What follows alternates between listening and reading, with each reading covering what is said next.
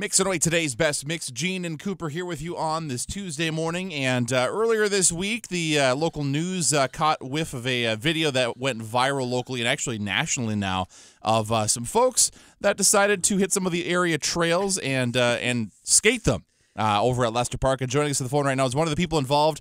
Andrew, good morning. Good morning. So, real quick, I know you're out enjoying a little bit of vacation time, but talk a little bit about the idea behind how it is you and your group of friends decided, you know what, we're going to take our ice skates and we're going to skate the trails over at Lester Park. Yeah. A friend of mine, Jake from Day Tripper Duluth, he was walking through the trails and noticed how icy they were and thought we should just strap on some skates and try to skate it. And he's actually done it before, so he had a little bit of experience with it, but he called me up and was like, hey, we should go skate, and then decided to bring my camera, and yeah, very cool. Video. The video itself is incredible, watching the whole group kind of skating along and jumping over. The biggest thing is jumping over some of the spots where the ice is kind of thawed out, or like running over the bridges and things like that, and it takes a little bit of extra skill needing to pay close attention because you're not gliding along the entire time. Yeah, there were some rough spots, especially where the sun was shining, melted some ice. So it was a good mix of gliding, and then all of a sudden the ice breaks away and you're off running instead. So a little scary in some spots, but overall the trail was pretty covered and it was a good time.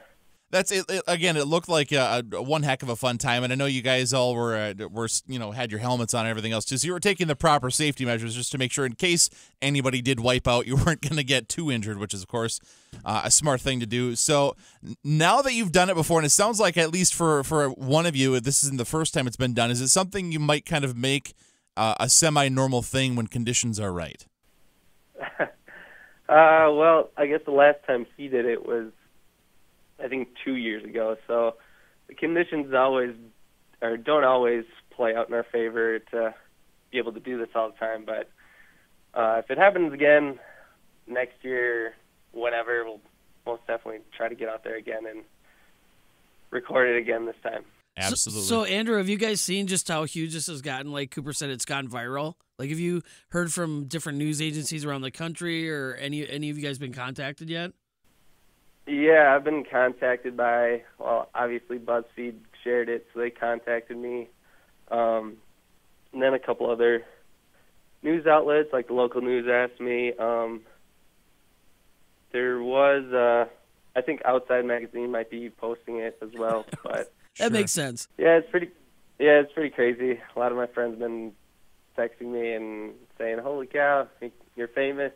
But so when you came up with the idea of hitting the trails and recording the whole thing, obviously you knew going into it that it was a unique thing. It was something that is pretty unique to the area, something that not a lot of people have done.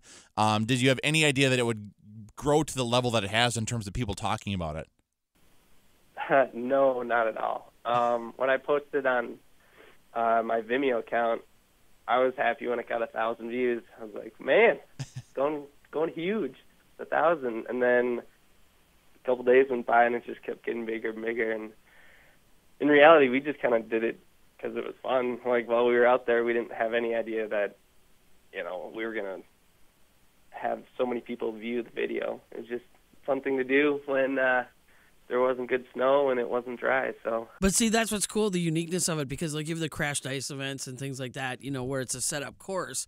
So the fact that you guys are just zipping through the woods, and some of those paths were kind of narrow, it's like, oh man, that definitely added to the factor. Trees and objects like that. So I have to ask, because I know in the video we see one person wipe out at one point in time.